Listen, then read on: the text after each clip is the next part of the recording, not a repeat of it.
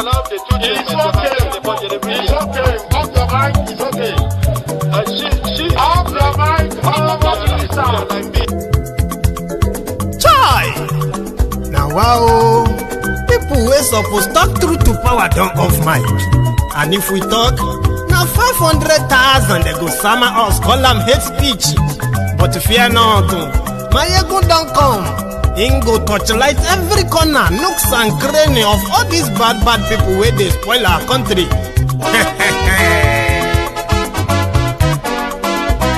So my people make we laugh, oh, yo, yo. My ego don't come, oh, yo, yo. My people make we shout, oh, yo, yo. My ego don't come, oh, yo, yo. My ego don't come, man of the masses, oh, yo, yo. My ego don't come, oh, yo, yo. My ego diary politico, oh, yo, yo. My ego don't come, oh, yo, yo. This one not the off in mind, oh, yo, yo. My ego don't come, oh, yo, yo.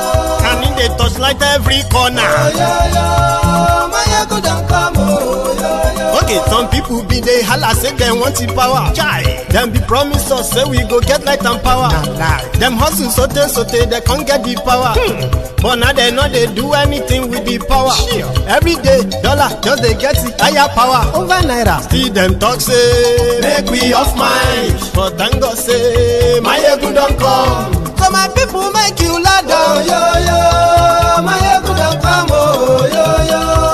My people make we shout, oh, yo, yo. My ego don't come, oh, yo, yo. My ego don't come, man of the masses, oh, yo, yo. My ego don't come, oh, yo, yo. My ego diary politico, oh, yo, yo. My ego don't come, oh, yo, yo. This one not the off in mind, oh, yo, yo. My ego don't come, oh, yo, yo. Person where they do evil, no one make person talk. Them say that my yegun, that man too they talk. He too they talk. Say my yegun diary, he they hot like pepper. But every day then they take money in bulk. Woman picking they the street they hawk.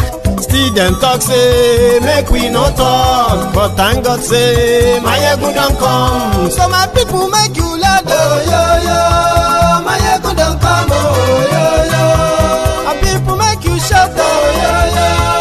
My yegun don't come, oh, yo, yo. My yegun don't come, man of the masses, oh, yo.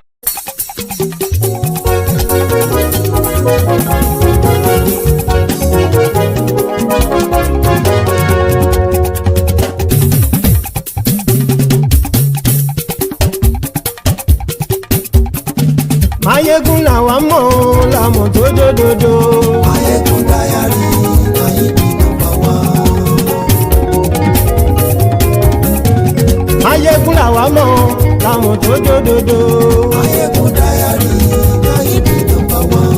Mayegun ti dé o ọ̀rẹ́ ara ìlú. Mayegun diary Nayibi number one. Lórí Facebook lórí YouTube. Mayegun diary Nayibi number one. Gbogbo bó ṣe ń lọ ni Mayegun já wa sí. Mayegun diary Nayibi number one. Àṣírí ọ̀jẹ̀lú kì í bò níbẹ̀ o. Mayegun diary Nayibi number one. Bó bá ṣe eré àní Mayegun máa wí. Mayegun diary Nayibi number one. Ó sì tún ṣe eré wàá gbọ́ níbẹ̀ o. Mayegun diary Nayibi number one. Mayegun diary politico. Mayegun diary Nayibi number one. Godfatherism kò sí lọ́rọ̀ Mayegun. Mayegun diary Nayibi number one. Ẹ farabalẹ̀ sẹ́ o kẹ́gọ́rọ̀ lẹ́nu o. Mayegun diary Nayibi number one. Àní Mayegun làwa mọ̀ tó dòdòdò. Mayegun diary Nayibi number one.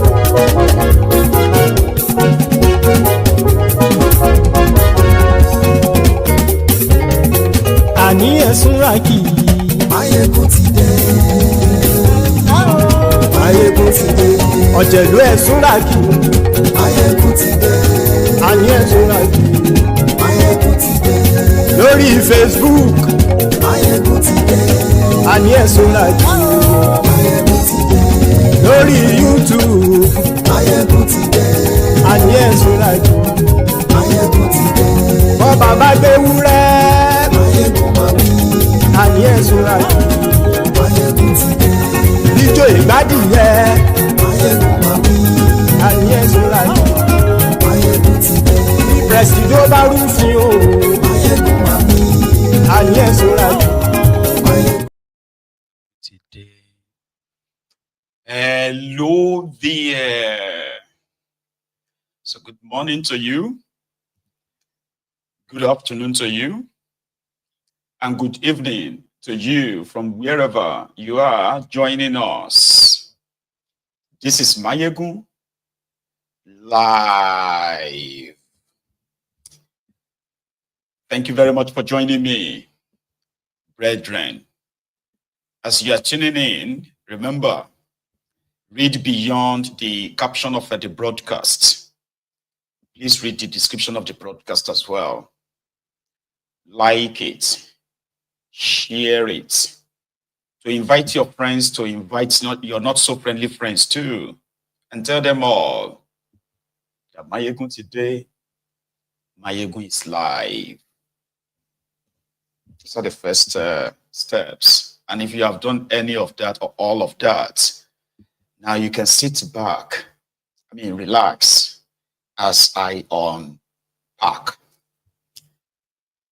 2 nights ago, or should we just roll it back to about a week ago, when the angry mob mobbed the alleged the traveling Hausa hunters, which led to a lot of reactions, including from these human rights or the emergency human rights lovers from northern Nigeria. Some even put out a statement that they don't feel safe in Nigeria, especially in the southern part of Nigeria, that if this is not going to change, that they would not hesitate to throw in the towel, renegotiate this union, and everybody can go their separate ways. All of this in reaction to what happened in Ruwi, in Edo State. But while they were saying that yesterday, while I was sharing that with you yesterday, I specifically pointed out the mogul, who, if I have to give you an example of an hypocrite, it will fit in very well. Solomon Dalong, I think it's Dalong, the former minister under Bokkos, is from Plateau State. Plateau State, where you have Bokkos, local government area, the area that has been under attack, different attacks from the same people, the Fulani terrorists. And Bokkos is not the only place, right, experiencing these constant, endless violence, violent attacks from these terrorists. So when I saw Dalong with Najatu Muhammad yesterday, I just felt like, man, except what Adiola said on this platform, said Nigeria is like people living in a dystopia, like, it's like an unreal world. Like you are living in, you are like Nigeria is living on a loop or something that is not really real. Because when you begin to try to want to, use logic to reason about happenings, or the characters parading themselves as political class and whatever class they parade themselves as, in that contraption, when you want to try to like figure them out, you can just feel like, so my head won't blow, my head just want to blow, Nisha, because you cannot logically understand what these guys are up to. That same 2 days ago was when they called the conference of concerned northerners, the Fulani terrorists that triggered this widespread distrust in the system, as well as, you know, in whatever anybody has to say. The same Fulani terrorists that some of them want to do PR for, making you feel like you are the one with problems. You are the one who have problems. Okay? The fact that a Fulani terrorist goes everywhere and they could just massacre, and I'm talking about kill numbers of people, women and children, just like that. And these guys would not raise a whip or make a whip. Sometimes you see them like they'll say, oh, we condemn the insecurity, this and that. So how do you explain somebody who is a victim, whose people are victims of this same terrorism, join the likes of Najatu to say the southern Nigeria hates the north and the north don't feel safe? Does the people of middle belt of Nigeria feel safe in the hands of these armed terrorists as well? Have you even asked them? And the more this old bloc try to form, keep dragging the middle belt into their wider northern Nigeria, it's really, fortunately, the younger generation are getting to separate the wheat from the chaff, right? What happened in Bokkos? Bokkos is a local government area in Plateau State. 5 communities came under attack simultaneously, where tens, if not hundreds, of these terrorists, right, invaded these communities at the same time. And it is recorded. Some said immediately the report came out, right? The military knew, the police, everybody in the area, they just, and Bokkos it's not new, right? We have had, what do you call it, since even during the time of Bukwari, towards the end of the Bukwari's tenure, right? The most recent, where they've already slaughtered over 50 people. Some said 70 people, right? In the same Bokkos. So now the same Bokkos, right, is where they have now told us that they've killed 12 villagers, including children, 2 days ago. It didn't make the same, it didn't generate the same uproar.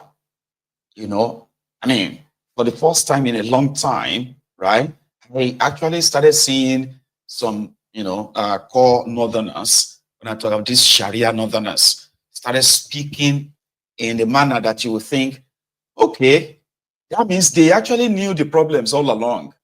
They can tell who the victims are.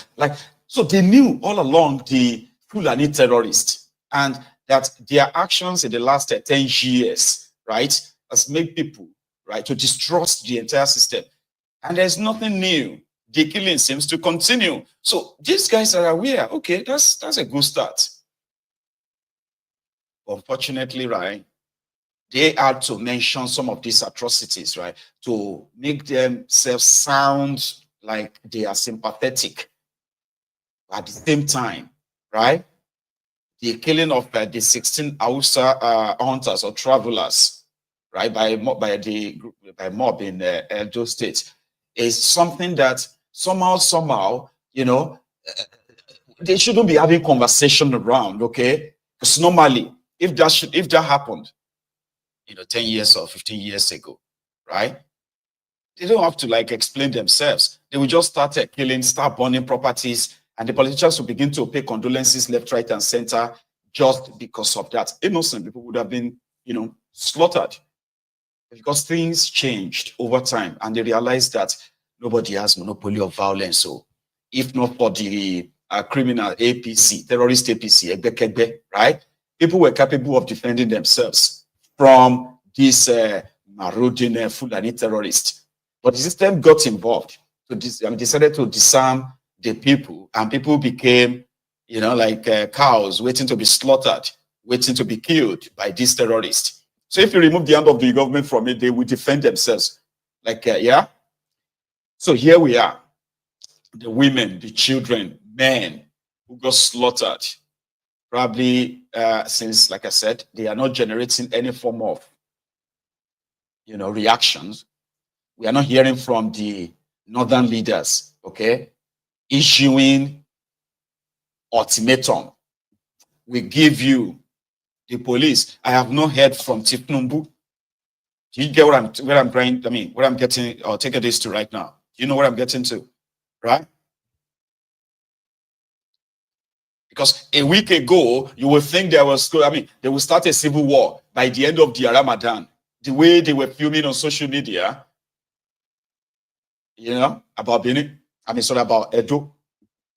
But here we are, 12 innocent villagers. 18 others are said to have been, like, you know, hospitalized as well. Some said, Mayegu, if they released 18, people, eyewitnesses said more than 100 people were slaughtered. I said, well, they are saying 12. And we had nothing.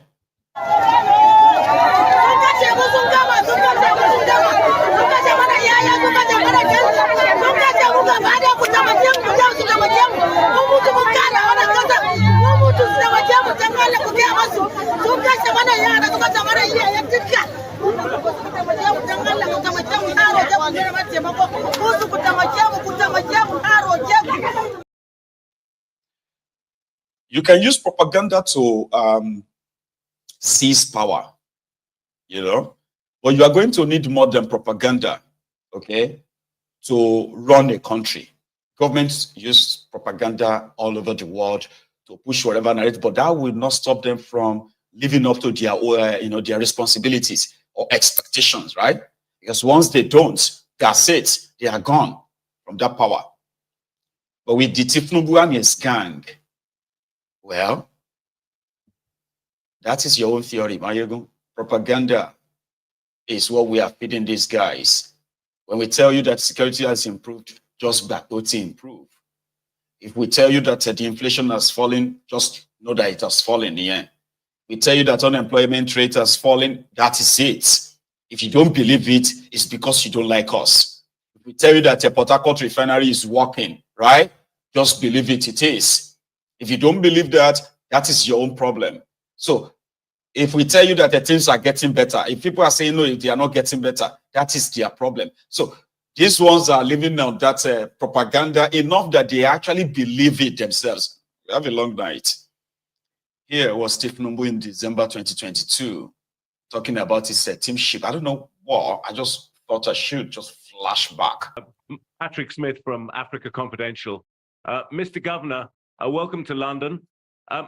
This week, the Central Bank of Nigeria tweeted that the NNPC has not remitted 1 kobo of oil revenues in the past 6 months at a time when Brent crude, I think, is above 80 a barrel, heading upwards. Some would say something is going badly wrong with NNPC. Some would blame it on the organized theft of Nigeria's oil, as much as 400,000 barrels a day by colluding local and international companies and rogue officers in the security services. What is your solution to this very pressing problem? Thank you very much. As you remember, Chatham House produced a report some years ago, and your current president described it about blood oil when he was here, President Buhari. So the lady just there, please, yes, yeah, madam, please go ahead. Second question. Right, can I sit or stand?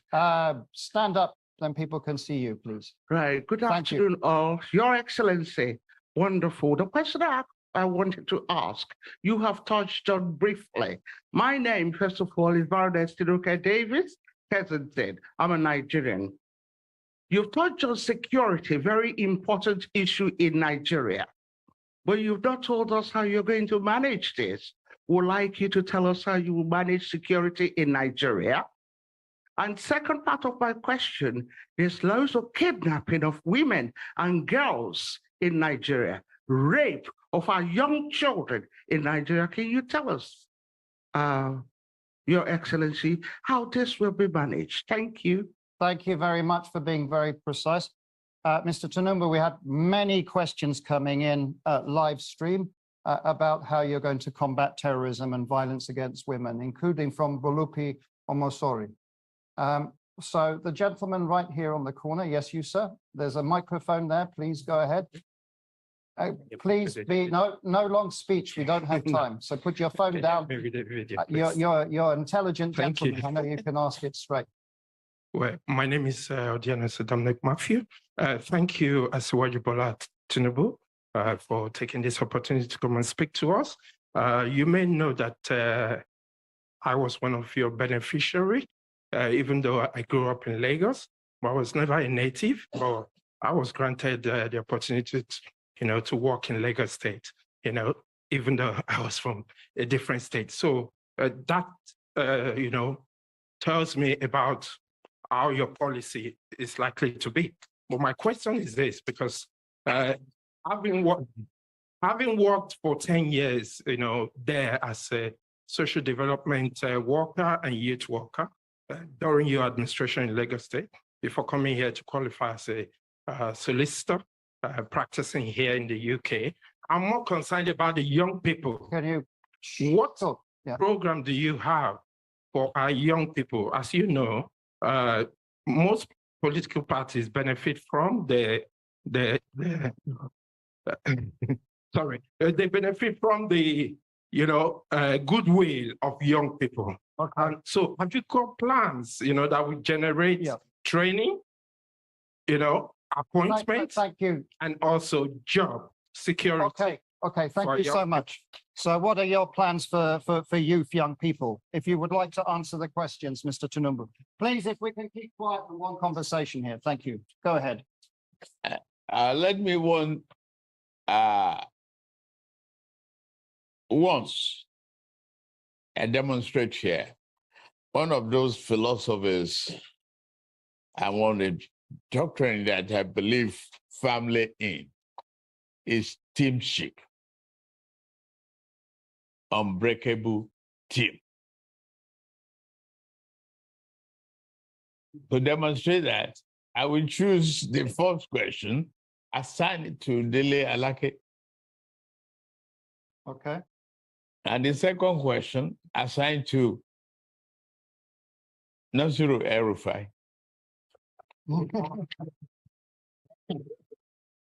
And third question, assigned to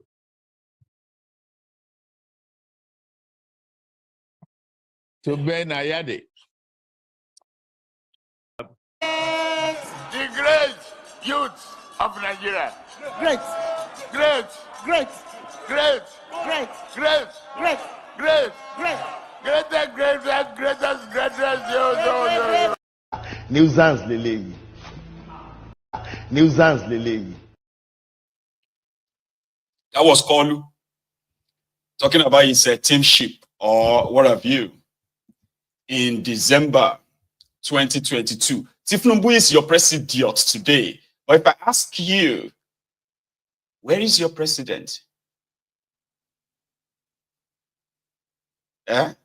Say it is in Paris. Exactly. So whether they kill 11 people in Plateau State in Bokkos or Ehamufu in Enugu State, which is also bleeding as we speak, and people have been left on their own rather than help them. They've resorted into hiring propaganda against them to dismiss all their protests, dismiss all their complaints and what have you. So where is the teamship? It's going to be in France for 2 weeks. And according to Onopunuga, the long-throat 80-year-old special advisor to Tinubu on Twitter, Instagram, and TikTok matters, Onopunuga, Tinubu will be working as your president from Paris in France. As if to say, oh, hang on. I think we all know that, as they say, you can't really shame the shameless. So what's the point? Right? It all started with Bokkos. Now you have the Bandits, right? Tinubu. So it's pretty much like the culture now. So the people of Bokkos, the people of Amufu, the people of Benue, and all those places where the Fulani terrorists are currently running amok. they are on their own. But if anything should happen, that people decided to take their own law into their hands, it's called mob action, though, right? So when they decided to act on their own and then go after the, the people they suspect as their own traumatizer, traducers, then we are going to begin to hear the epistles from Core North. And they begin to explain to us why we must live together in peace and why we must try to accommodate the murderers. You see, that's what happens when you have a broken system, a failed country, right? Everybody is going to be a fair game, unfortunately. That's where Nigeria is headed as we speak. You know, I don't wish for any other jungle justice anywhere.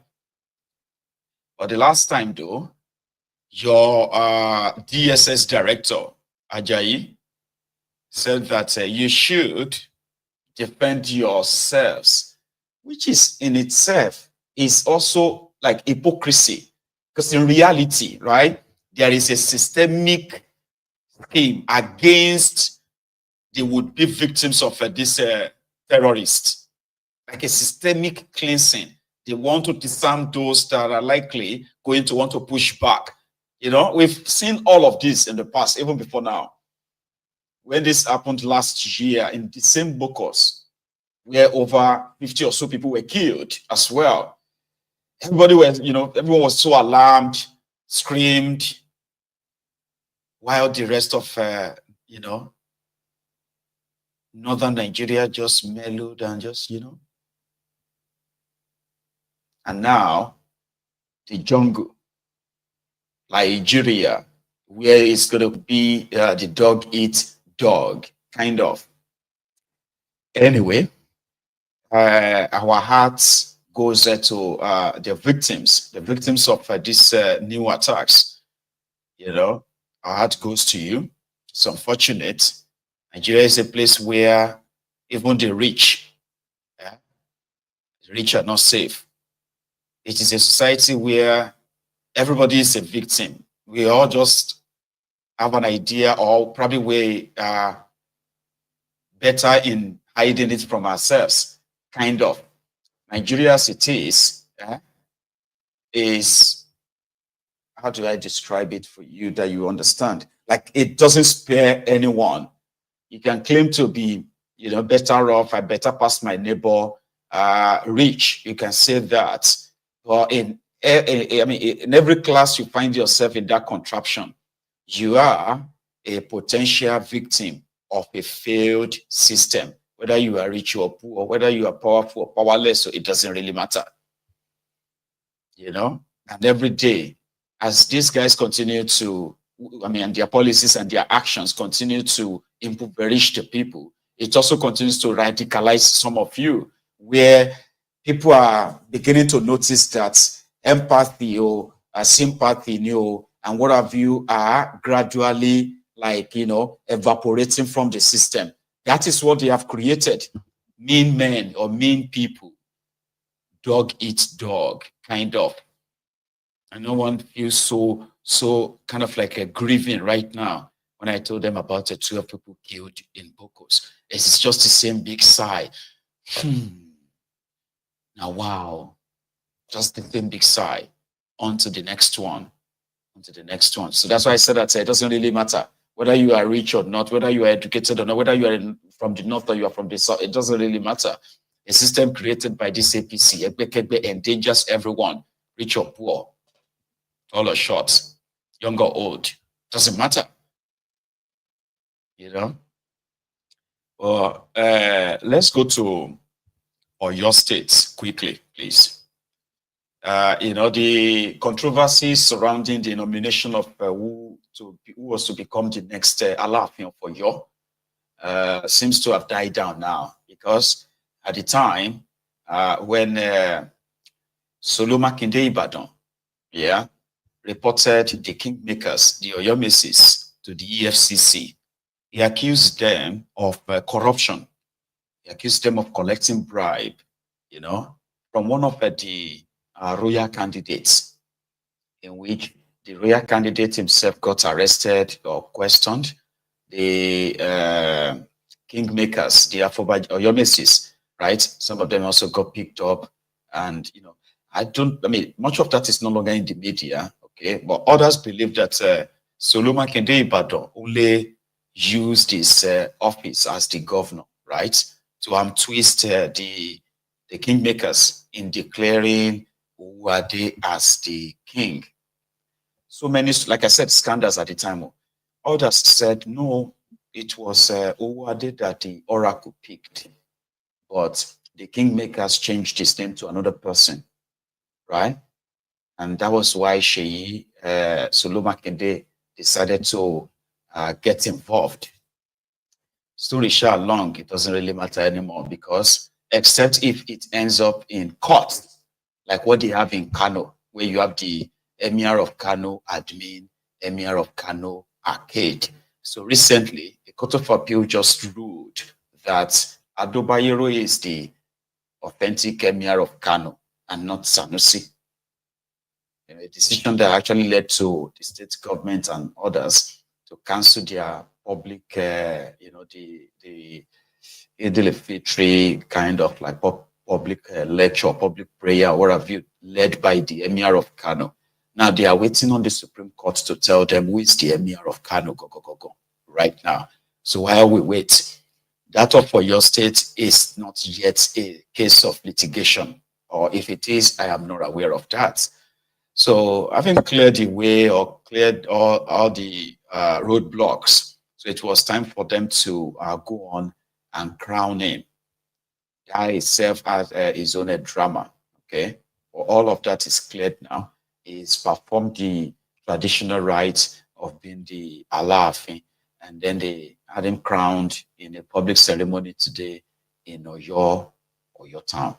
So before today, while they were preparing, this was the time his wife seems to have been properly introduced to the crowd. She was as the Queen of Alaafin, praying for everyone, I think.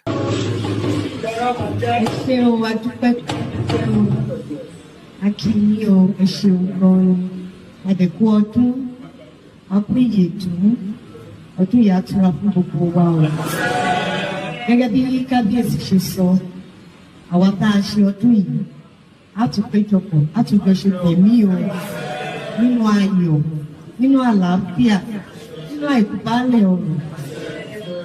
Ìgbàlẹ̀ wa máa lé sí o, àwọn olè wa ò ní o. Lágbára Ọlọ́run níwòye ẹ̀mí, a ó tún ti gàgàgà jù báyìí lọ o. Ìlú Ọ̀yọ́ a tún ti dùn jù báyìí lọ o. Nínú àsìkò ti kábíyèsí o, àsìkò wọn yìí, ayẹ gbogbo wa dalẹ̀ o, ara tù wá o, ara òní ni wá o, ìdálẹ̀ wa a máa pé sí o, lágbára Ọlọ́run gbogbo wa pátá la máa rí tiwa ṣe. Ní àsìkò yìí lágbára Ọlọ́run gbogbo wa pátá la máa rí tiwa ṣe. Mo tún sọ lẹ́ẹ̀kan sí, mo ní àsìkò yìí gbogbo wa pátá láìṣẹ́kù la máa rí tiwa ṣe o. Ẹ ṣe ohun ẹ̀kọ́ àdúró tí o, ẹ ṣe àdúpẹ́ gan.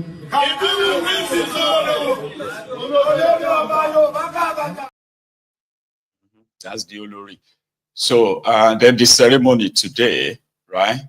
I have a few clips I put together, okay, including the personalities that graced the occasion, as well as the Yorubas from even outside, outside the contraption, like Nigeria, and their kings were around. So let's go take a glimpse of that.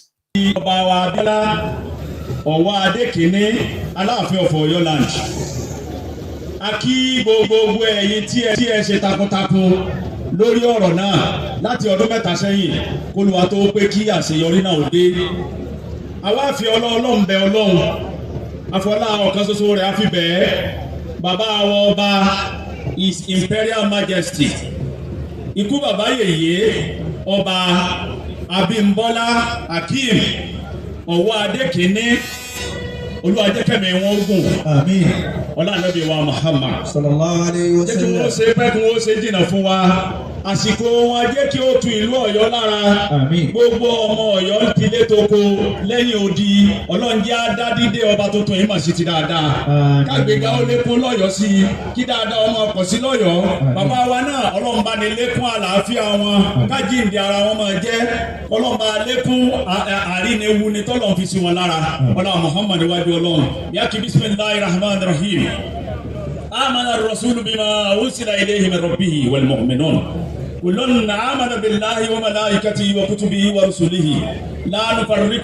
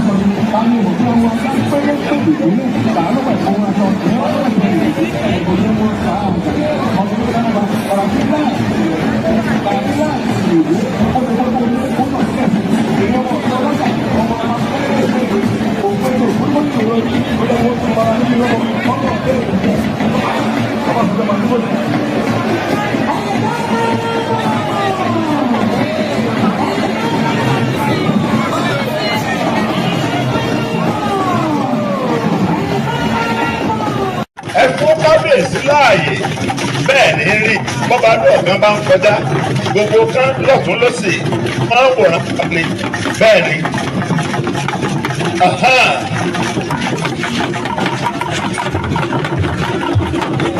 oríkìdá ẹkẹ ọba kórè ọba wù ìlú náà ewé bìí dà ìyá mi tó dáa gbọ́ọ̀mù sókè.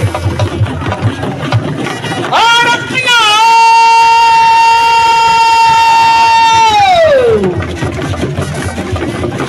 ọ̀rọ̀ yà á ti ọ̀rọ̀ àkìnílé àkìnílé tó ogun ọ̀rọ̀ yà ó ṣọ̀kọ́ olúkòso àtàtà yẹ́rìyẹ́rì iná lójú iná lẹ́nu àbùkátà bí olóko oko ṣọ̀kọ́dé o ṣọ̀kọ́dé o ṣọ̀kọ́dé o àtọ́jú o. Right. There is the other part too, all right? The continuation of that. The panegyric and then, the handing over of the staff of office and what else there? Then Seyi Makinde's speech. I still have a long night, so let's go back to it quickly. Àtẹ̀jọ́ ọba ni lóde ọ̀yọ́ ọ̀lẹ́. Ẹ̀rọ wáyé lọ́wọ́ ni. Kábíyèsí Aláàfin Ọ̀yọ́. Ikú bàbá yèyé Aláàfin igbákejì òòṣà níbi mímọ́.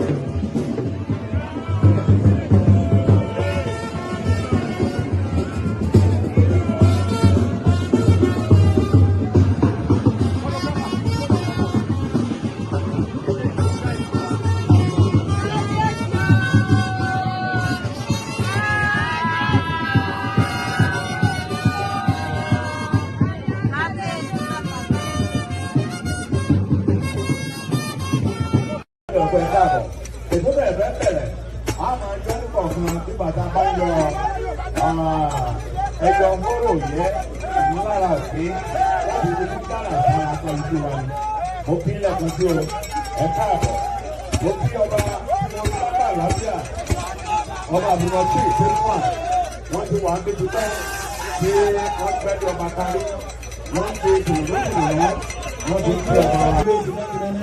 Shall we please rise for the national anthem? Please rise for the national anthem.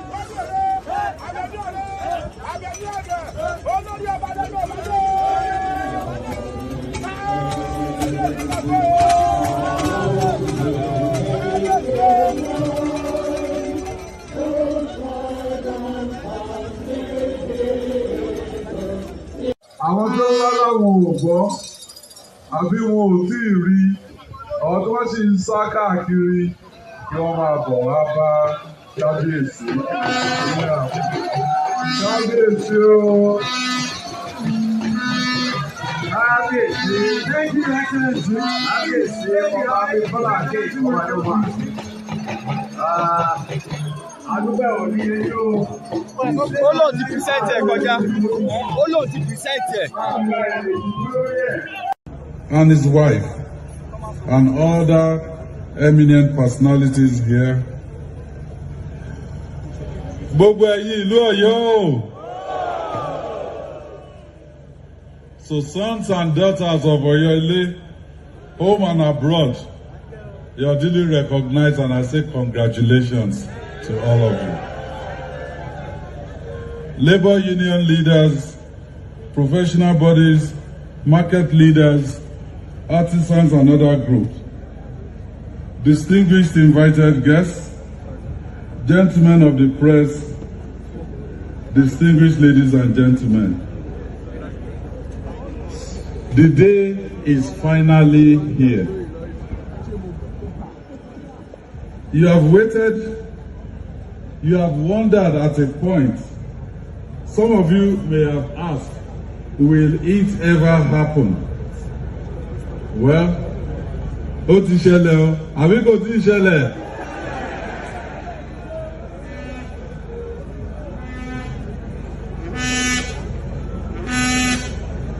Nínú agbo yìí, ẹ jọ̀ọ́, tá a bá rí ẹnìkan tí ó wá bá mi láti influence selection Aláàfin, mo fẹ́ kẹ́ni náà nawọ́ àbí kó bọ́ síta mi.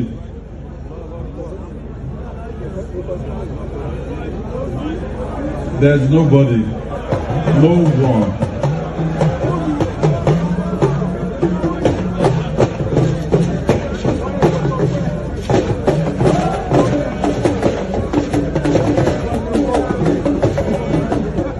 Actually, àwọn tó wá bá mi, gbogbo ẹni tí wọ́n ti torí ẹ̀ wá bá mi, Ifá ò mú wọn.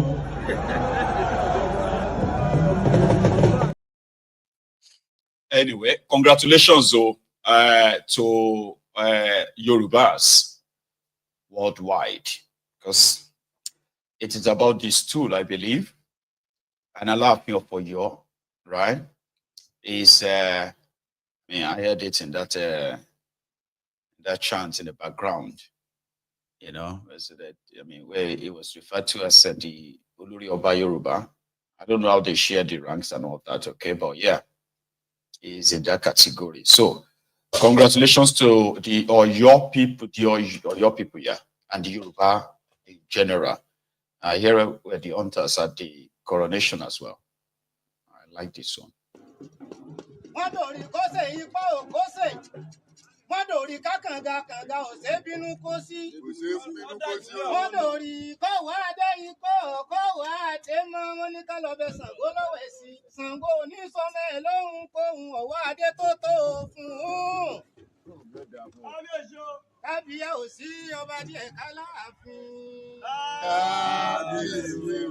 Aláàfin làgbà tó fi dé gbogbo lẹ̀kílẹ̀. Àwọ̀wọ́ ní òwò.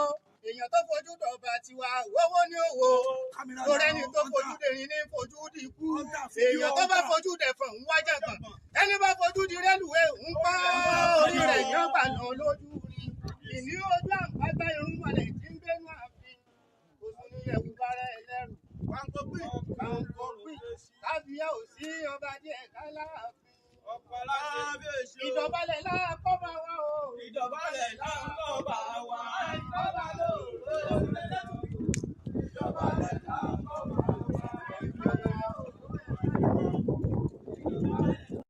Ìdọ̀bálẹ̀ láàkọ́ bá wa. So those are the local hunters, right, singing the praises of the new king. Let's get to something juicy again this evening. You know about the coastal road, right? And it's been, when did they launch it again? September 2020. Yeah, September 2023. Nigerians woke up to the news from Devulumai that Tinubu was going to construct a 750 kilometers road from Lagos, to Calabar. And it will be called Lagos-Calabar Coastal Road. It was controversial because, number one, it didn't follow any due process at all. There was not even any budgetary provision for it. This was just a few months after Tinubu, got sworn in as your president. So immediately they made the announcement. It was more or less like, it was like, oh, you must have done so much homework, right? You must have blocked all loopholes. You must have compensated people whose properties are going to be encroached on for development, which is, right? You are going to have settled all of that. But not long after that announcement was made, scandals after scandals started. Bribery, corruption, threat, name it. Then the destruction of people's properties, which was like what followed the destruction of people's properties along the Lagos part of the project. You see, the project was awarded to ITEC. ITEC that happens to be owned by Tinubu and Shaguri. In fact, Shaguri's son, as well as Seyi Tinubu, are both members of the same, business, working for the same Shaguri. Shaguri is appointed as official confidant of Tifnumbu, and he is the man that he spends a lot of time with. In France, a man is wanted for financial crimes, terrorism, and what have you, sponsoring or funding terrorism, financial crimes, money laundering, and what have you, right? In some handful of countries. That is Tifnumbu's confidant. That is the guy that got the contract to construct a 700 kilometers road from Lagos to Calabar that will cost Nigeria 15 trillion naira, more than half of the budget of the country at the time. There was no bidding, there was no competitive bidding, there was no announcement, no nothing. Just gave it to his pal, a $12 billion contract. They said it's going to bring economic prosperity to the contraption, and therefore, by the time when it is completed, it is going to be one of the greatest wonders of the world when it is done. I mean, travel time will be reduced. There will be toll gate on it. Listen to this. The person that designed the road, the guy that designed the road, Shagari, way back in 1982, their plan at the time was to build a 5 lanes to, it's called Coastal Road as well, right? So their own plan, they have two plans.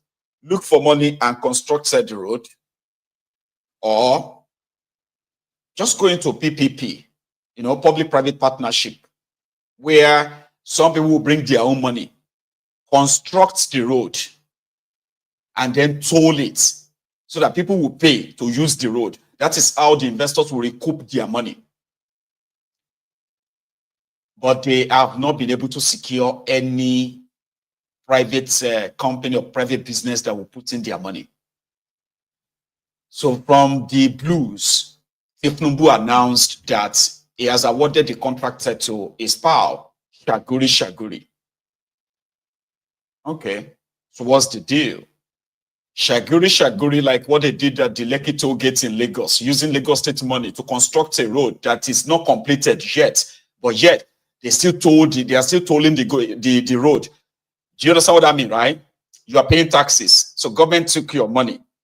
Even if they borrowed the money to construct it, right, it is still your money they will use to pay it back, okay? So government took your taxes, gave it to a private business to construct a road.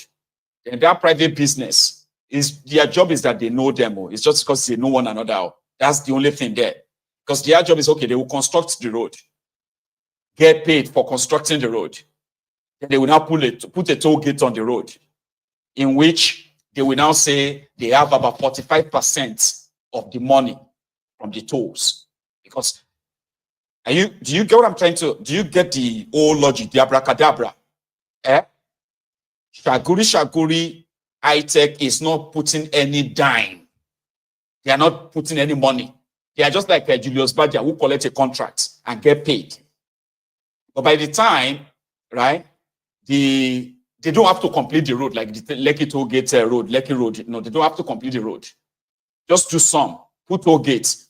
You can leave the rest and you can continue to make billions from it. So 700-kilometer road, the price was 15 trillion naira. Now it was for 10 lanes road, right? 5 year. Properties have been demolished, businesses have been demolished. I'm talking about hundreds of millions of dollars worth of businesses have been destroyed. Then they've changed their mind. Said, no, we can't do 5 lanes anymore. We'll do 3. So it's going to be 6 lanes now. Okay, 6 lanes. Should that mean that the price of the project should reduce then? Like, you are not, I mean, you got a job for 10 lanes for 15 trillion. So if it is now going to be 6 lanes, you've cut off 4. That should reduce the price, shouldn't it? They've jumped the price of the projects now to 18 trillion naira. Yeah, they said because of the exchange rates, because of the weak naira. So it is now 18 trillion naira. Now, ladies and gentlemen, brethren in the temple, since September 2023, this is April 2025, That's how many years? September 4.8, 8 plus 12, that's 22 months. 22 months is like almost 2 years. Okay, by May, it should be, okay, doesn't matter, 20 months rather, 20. So by May, it should be 22 months, then 2 months, okay.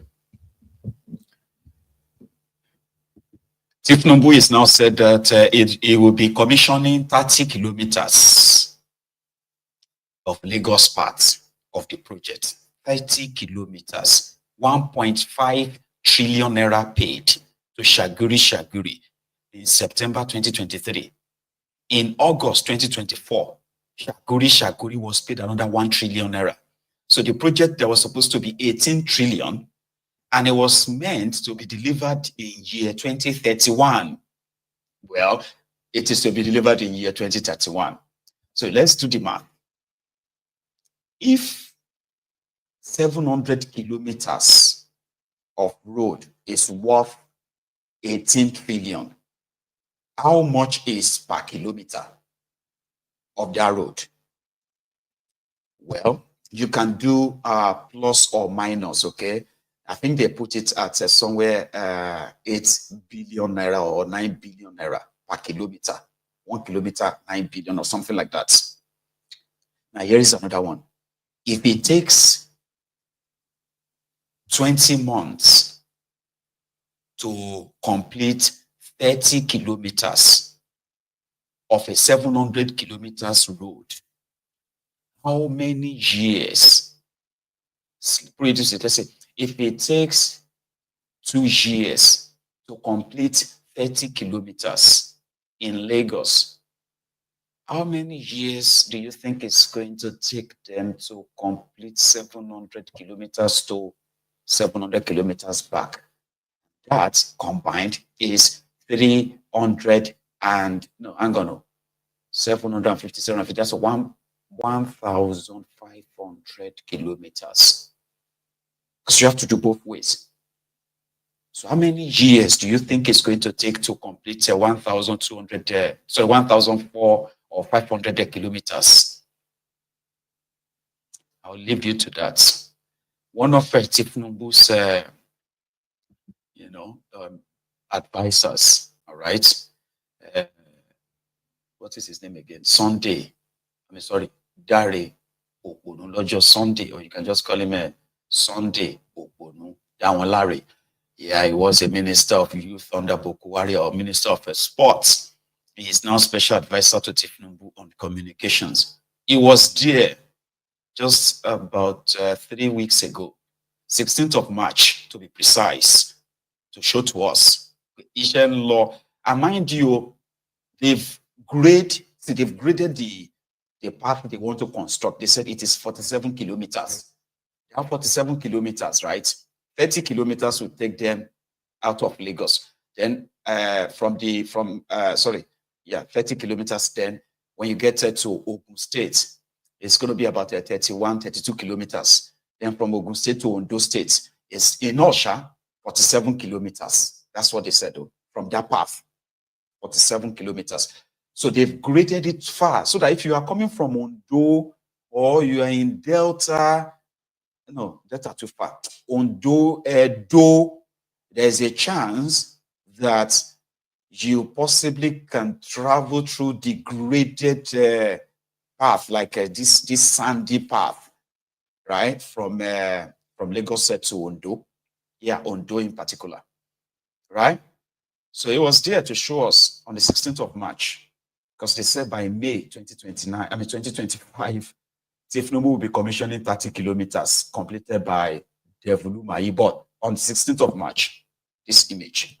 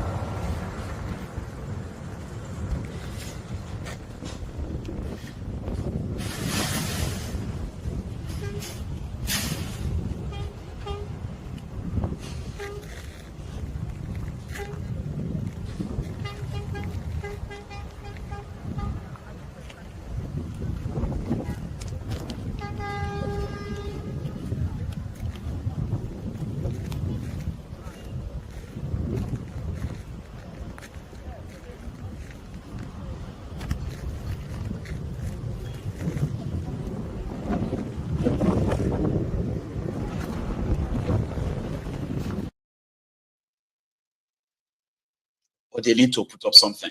Tinubu needs to celebrate something, you know.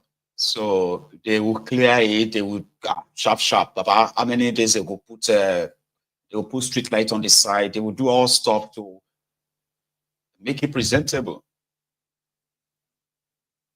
But it is so sad, sure you get that you are about to spend $12.5 billion that you don't really have when 80 to 90% of your federal roads in Nigeria are pretty much not roads. They're just death traps, right? So only for you to end up not even doing 10% of it. Do you know that 10% of 750 kilometers will be 75 kilometers? 75 kilometers. And 75 kilometers will likely take them to as far as, Edo State. And don't forget, you see that third mainland bridge in Lagos? They said there are 18 islands before, because the coastal road was going to pass through, it will pass through Odo, Edo, Delta, Port Harcourt, which is rivers. It will go as far as Bayelsa, and then we'll end up in Calabar. 18 islands where they are going to have to build at least more than 100 kilometers of bridges. I'm talking about some bridges are just like about 2 kilometers, some like about 10 kilometers to link this island to that island. You see that Lagos third mainland bridge in Lagos. You see how far it is, 11 kilometers. Yeah, there are about 4 bridges like that they will need to build along the route of what they are. There are also expected, right, link roads. For example, you know, this highway is going on like this now, right? So there are some of them that have to have a link roads that will kind of link you to the main one, you know what I'm talking about, no? So if it takes them 20 months to deliver 30 kilometers, how long do you think it's going to take them to deliver the remaining 1,470 kilometers? Anyway, that's up to you. But you see the cries of those who have become the victims of the road is also very loud. To Debulumai, he said that, have you seen the road they are building, coastal road? Oh my God, it's so beautiful. That's why he said, it's so beautiful that he doesn't know what the road to heaven looks like. Oh, I doubt it if the road will be as beautiful as Lagos-Calabar coastal road. He said that. Listen. On the section 1, I was on the project yesterday, and today I was on the project. So I said to myself, if the streets of this roads can be this fantastic and beautiful, I wonder how the street of heaven will look like. That will show you how satisfied I am, for the beginning of section 1. As of today, about 15 kilometers by 2 carriageway on the average has been achieved. And at the end of the project at the lake where section 1 stopped, about 5 kilometers has been achieved. So the idea is by 25th of May, 30 kilometers continuously will be made available for Mr. President to commission, from beginning of section 1, down to kilometer 0 to kilometer 20. And then we are jumping, about 17 kilometers because of a settlement. We have very high feeling, within that section. And then we are jumping it, and then we also get another 10 kilometers. Today, 5 kilometers of that 10 kilometers from the end coming back to, Chene Zero is been achieved. And in section 2... Yes, Minister, let's talk about the phase 1 that you talked about. Then the phase 1, where can it take you to? It take you from Victoria Island in Lagos to where? Down to Lekki Deep Sea Port, Eleko, and it is the intersection between the Dangote, tax credit project, and this coastal highway. So it is exactly stopping at Lekki Deep Sea Port. But you mentioned that between 5 and 10 years, that road will be tolled. With what we have achieved now, will you begin the tolling now, or is until when all of the project has been completed and delivered? No. I'll be recommending for the approval, Mr. President, that Section 1, which will be completely, fully completed, before the end of, this year. And that would be a record time because it was awarded for 36 months of construction. But, it is, I think we just done 1 year. And so it will be half of the number of years here for it. And that is good for government because we'll be cutting down on inflation and so on and so forth. So when that is completed, I will be recommending for immediate, tolling on the Section 1. Nuisance lele. Chetibo. Afa sọ̀rọ̀ ojoku. Afa di Ọlọ́run ṣẹlẹ̀ rí ohun nìyẹn. You know what I mean? Like an Afa said something just now. And then you just hear the roar of the thunder, like, and Afa says, that is God, bearing me witness. They are not planning to complete any road, any coastal road nonsense. They are not. There's no plan for it. You see what they are building, that city they are building in that, called the Lagos Atlantic City, Lagos Atlantic. They are building their airports there. They are building their own seaports there, that Lekki, all those places there. They've claimed thousands of acres of land from the sea. Okay, Indians or Chinese or Dangote or Shaguri that we are talking about here. Like, see, they are creating their own city, so to say. So they need this road, which ordinarily could have been, still constructed. Right? But without having to actually lie to the whole country that you want to do coastal road. Yeah? So they are completing, they are from section 0 to section 1. The first phase is 20 kilometers. So they are trying to add extra 10 to it. That they are hoping that by May, they should be able to have 30 kilometers done. And before the end of this year, they are planning to at least do another 17 kilometers. And then they are going to toll the roads. Because all it's going to take is just one single directive, right? Oh yeah, all the cargoes batching in Apapa, they will divert some of them straight to Lekki. So then you begin to pay toll gates. And they will say it is coastal road. They can even give it a name, Bola Tifnumbu Road. And then you begin to pay toll. Meanwhile, you are waiting for 750 kilometers to 750 kilometers back. Remember, that's the deal. But with 30 kilometers or 47 kilometers, you're not in Tojare. So we can be doing it like that. I don't know how many years, but they are supposed to deliver it by 2031. And yeah, good luck. With that, every one of you probably looking forward to it. But the people whose lands have been taken, no compensation, and they've lost their investment, businesses, and all of that along that route. Some of them in America, they have been doing a general campaign, and they are calling Tifnumbu to do something to help them. I saw them again, and I thought I should help them amplify their complaints. Renewed shaggy. And correct the situation. Because as people behind you are making Nigeria go backwards, we know you as a president and an honorable man that a lot of Nigerians placed in office can bring Nigeria forward for a better nation to rebuild and renewed hope. Thank you. I'm Dr. Kimberly Stark. Thank you. Thank you. A CEO, come on now. To bring people back to invest safely in Nigeria for a legacy and a future. Because even though I'm not a Nigerian by blood, but I'm a Nigerian by heart.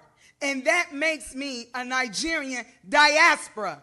Because I took my time and I stand by my sister here and with Winsome, but we're fighting for everybody in Nigeria who has been frauded by abuse of power in Nigeria. So today, I stand in this camera, and as I've been saying before the nation, President Bola Tinubu, I honor you, sir, and I respect your office. We would love for you to come to our aid. We stand here together today, and we're standing firm and in unison that we will not take corruption anymore. Corruption must go. Corruption must go. I have never seen such a man, David Omahi, that says he's a minister of works. And in his last conference, he claimed that he's trying to rebuild Nigeria, but you woke up one day and you started demolishing and tearing Nigeria down. It is the biggest scandal and the biggest scheme that any country can stand behind. Now, I speak in the camera today as Dr. Kimberly Stark. I was born and raised here in Chicago. I am an American investor and a stakeholder in Winsome. Is engineered by me? This woman here, we need to honor her as a hard-working woman. Well, as the whole nation have seen me, I get emotional because this story is very serious and very true. I've always, as a young child, loved Nigeria. I have many people here have watched me growing up, and all I talked about was Africa. And I finally went there. And I finally went there, and I invested into a legacy and a future. Even after me, my generations, my two daughters here that are Nigerian, say hello. That's my future there that I'm investing in. See, this goes beyond investment. This is about the unlawful corruption in Nigeria that has been going on for many, many years and generations and decades. But now, as Nigerian diasporas, I always say that the box lies on the president's table. Yes, Engineer David Umahi is a ministerial appointee on the president's cabinet, but we will not allow him to be perpetrating impunity, disregard to the rule of law, and to be giving people in diaspora panic attack. We have lost two people. One of them is from Chicago. He came to Nigeria when he heard this. Unfortunately, he died in Nigeria because of this issue. And when it happened, we were all thrown into mourning. That was when we decided that contributed to 2.5 million, almost more than 100 houses. And they gathered it in cash, passed through the federal controller of works, Olukorode Keisha. And that is her. That's her beautiful face, the face of corruption. And the next thing is that they diverted into our property. When I got to Nigeria, the officials of Federal Ministry of Works told me that I speak too much English. Madam, go and tell me things should be diverted out of your estate. This is not the renewed hope that we preach for. This is not the agenda we got from our president, President Bola Ahmed Tinubu. When he said renew hope, and I personally went through his agenda, and I saw the agenda. I always see him going around the world, doing conferences, trying to get the diasporans and the international community to come to Nigeria and invest. Now, a ministerial appointee in his cabinet wants to jeopardize all his efforts, justice must be done. Corruption must end. Brutality must end. So before we start, I have all our documentation. We have our governor's consent.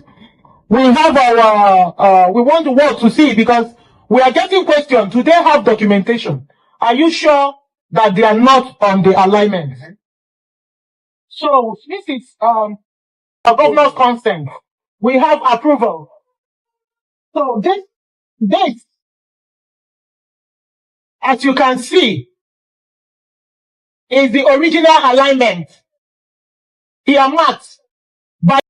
If we lend ourselves to innovation,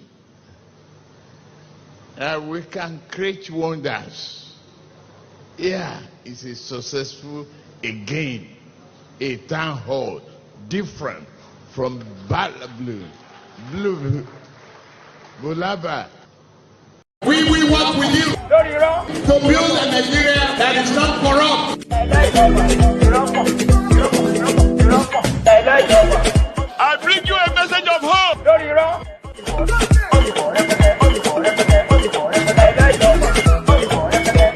We are going to spend a lot of resources on education. If we reduce the purchasing power of the people, we can further slow down the economy. Let's widen the tax net. Those who are not paying now, if it is inclusive of Oba Abimbola Tinubu, let the net get bigger and we take in more taxes. And the cost of fuel has gone up. Food and other prices have followed it. Households and businesses struggling. Things seem anxious and uncertain. I understand the hardship you face. I wish there were other ways, but there's not. Chai!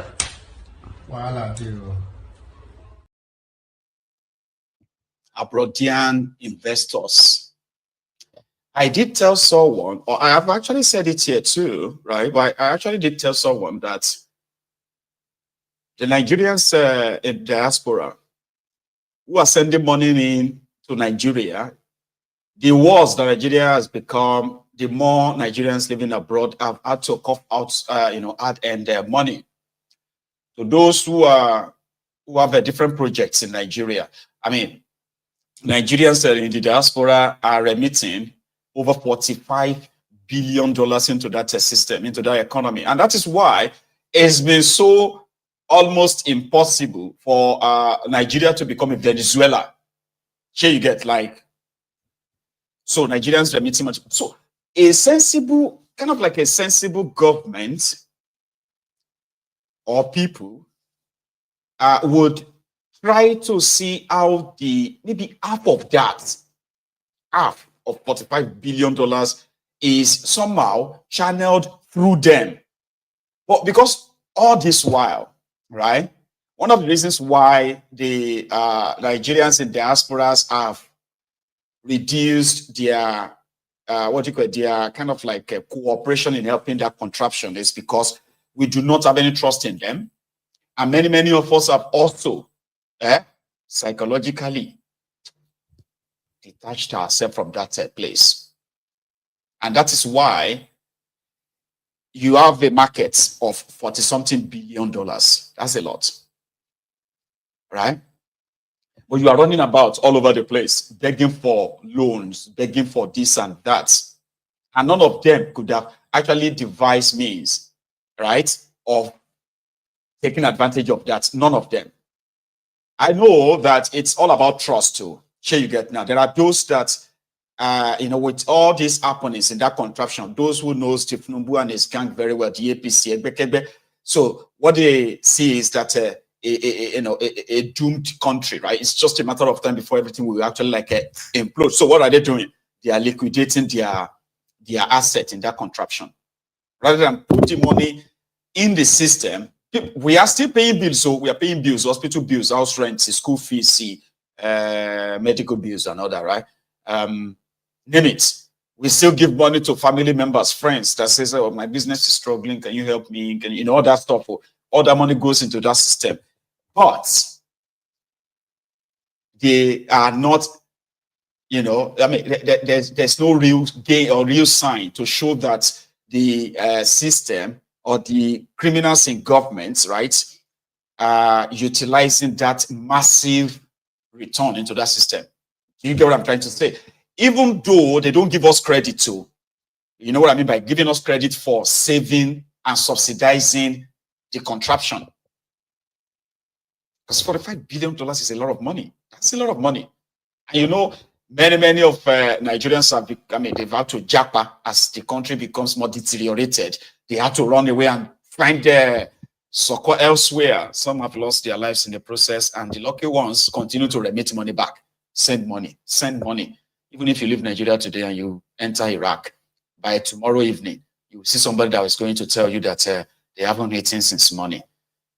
You are now living abroad, send money and all that, you know. So investors, some people still put their money together to say, I am going to go and invest in so and so. But their experience is what you are watching. Good afternoon, everyone. My name is Dr. Kimberly Stark, and as the whole nation have heard, from Chicago, Illinois, county of Cook. I'm one of the major stakeholders and investors in Winsome. And with the ongoing development with David Amahi, has really stirred us to do this movement. So we thank every one of you all for your time in supporting us in this movement, because this today, after today, you will continue to hear us fight for the rights of people in all of diaspora across the nation. Correct? Are y'all with me? Yes. Yes. So I want to just share with you my heart and my thoughts on this. An indictment against Engineer David Amahi, Minister of Works, and the Federal Minister of Works of Nigeria. The actions of this minister has revealed disturbing patterns and illegal demolition, abuse of power, bribery, and corruption, and manipulation in an all-around witch hunt. Winsome is a leading real estate company that has made significant contributions to Nigeria's economy, $250 million in foreign direct investment. Our efforts align with your renewed hope and agenda, encouraging Nigerians in the diasporas to invest at home, well, back home as we would call it. Despite our compliance with our legal requirements, including obtaining the necessary certifications, which you all saw, and our approvals, we face unjust treatment at the hands of the Minister of Works. In the first quarter of 2024, we were shocked to learn that the minister, Amahi, had ordered an illegal diversion of the coastal road into our investment property, which you all have seen numerous what do you call it? We have shown our, due diligence of him demolition in our land and things like that. An action that defies that original alignment embarked by the administration. This is a blatant disgrace for the law, which we know they are not following the law at all.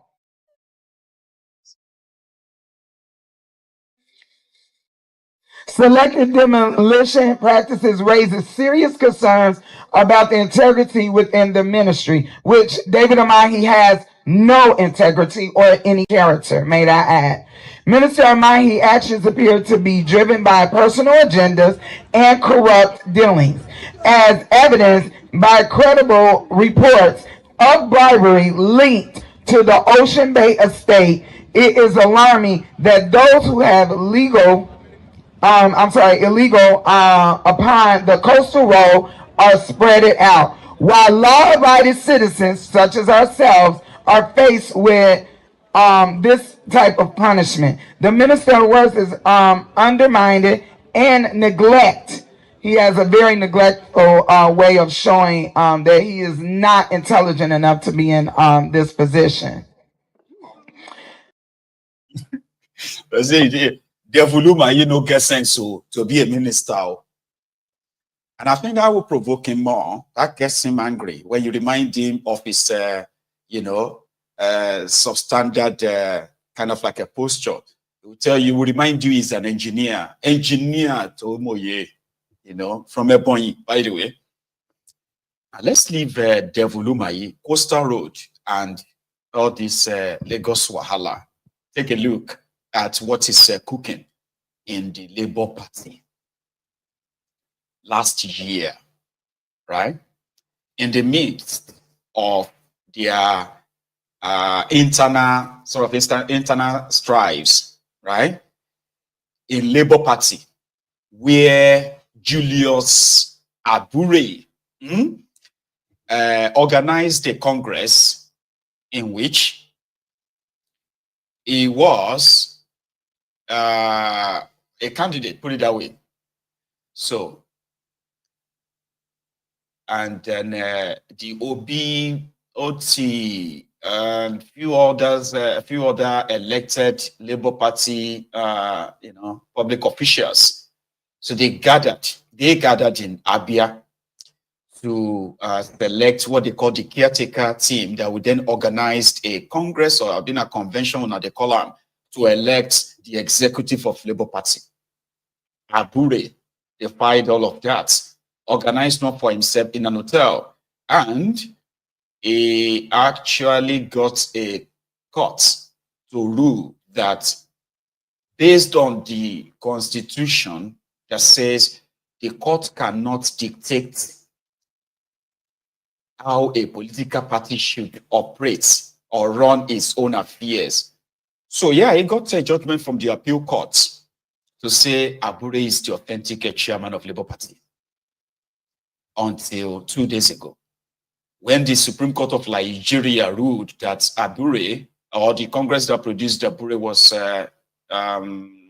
unconstitutional, something like that, right? Didn't follow due process, and therefore Abure should cease to be the chairman of Labour Party. But that is not how their controversial Supreme Court delivered the judgment. In fact, the way it delivered the judgment, right? It delivered it in a way, in a manner that makes it look like, okay, the process that is in contention, which is your Congress Abuna convention that you organized in an hotel, right? Somewhere in Owerri or so, right? That didn't follow due process. So if they say something didn't follow due process, so the result of that process is also null and void, right? Now they are in between whether the Supreme Court says Abure is still chairman or is not, Abure is removed or not. Now they are interpreting it or interpreting the judgment among themselves. So the Abure's guys, right? They had their own press conference. This is what they discussed. Gentlemen of the press, you are welcome to this press conference by the Labour Party. We are grateful that you have come here. This address is about what transpired in the Supreme Court today. First of all, we want to thank our Supreme Court. They have always been there, standing as the bastion of hope and entrenching democracy in Nigeria, and we are happy about what they have done.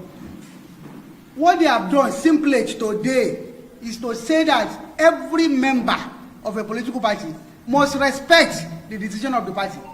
Every member must respect the party supremacy, that decisions about leadership are decisions that are purely the internal affairs of a political party. And once a party has taken a decision, everybody should respect that decision. When we went to the Federal Court, we only went to the Federal Court against INEC to say that INEC should continue to accord the Labour Party every privilege that a political party should enjoy as a registered political party in Nigeria. But a group calling themselves the caretaker committee said they wanted to join and began to canvass issues of the leadership of the party. The Supreme Court today has said that there is no place for that in our democracy. That everybody should respect party supremacy. Once the party has taken a decision, everybody should respect that. So the Supreme Court now said, because of the mischief of the caretaker committee in introducing leadership matters into that suit is struck at that court needed not to have made statements concerning the leadership of the political party. The court also went ahead and said that the Court of Appeal, having said that it did not have jurisdiction to address the matter because there are matters pertaining to the internal affairs of political party, that Court of Appeal should have stopped at that and shouldn't have gone ahead to pronounce on leadership.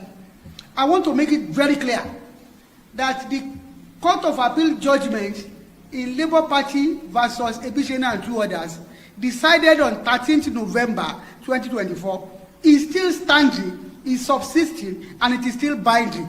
That judgment has not been appealed against. That judgment said that the leadership of the party rests on the National Executive Committee led by Barrister Julius Abure. That judgment is still there. The Supreme Court today did not set aside that judgment. What the Supreme Court said was that the Court of Appeal, in the appeal filed by Nenadi, shouldn't have made any reference to anything concerning leadership. They should have just kept quiet. Since that court said it did not have jurisdiction, it should have not gone any further. But what we are saying is that what this means is that the leadership of this party is as it is and as it was before the filing of the suit at the trial court. And what is that position? The position is that this party has made a decision. Upon the expiration of the tenure, or even before that expiration of the tenure that commenced in 2019, the party organized a national convention where a new national executive committee of the party was elected. And that decision of the party, the Supreme Court has said today that that decision must be respected by every member of the party. That coming to court to argue about leadership should stop. That parties should learn to operate within the confines of their constitution, of the electoral act, and the constitution. I'm coming. Wait till you get. Because there's this guy that claimed to be one of the lawyers, okay, for Nenadi Usman, the caretaker group put together by Oti, Obi, and others. Here you get. So they come back to you, sir, but now we hear this guy's side. Julius Abure, from my understanding of the judgment, ceases to be the national chairman of the party, having outlived his tenure under the party's constitution. And the party, it was also before the court that the party had established and appointed a caretaker committee in his place, so that the two lower courts had no business whatsoever going into the case filed before the two lower courts. And also the Supreme Court went ahead to make the point that political parties, on the need for political parties to be well guided by their constitution and guidelines, especially on the issue of tenure of officers. And that Julius Abure's tenure, he has outlived his tenure. So that is the purpose of the judgment. And that the issue of who determines leadership of a political party is entirely within the domestic realm of a political party, and not for the two lower courts to look at. So that is essentially what the Supreme Court did today. I'm happy today that Labour Party has come to stay. This is a people's party. This is a party everybody believes in. I think this is quite resounding for democracy. It has brought back the belief at the instance and strength of the democratic system in Nigeria. Julius Abure, from my understanding of the judgment. The two parties are claiming that the judgment is on their own. So let's take a little bit of a review based on what you have heard so far. The fact that the Supreme Court says the internal operation or whatever of a political party is the responsibility of the political party. It is not the responsibility of the courts to help kind of like regulate how parties should operate. So,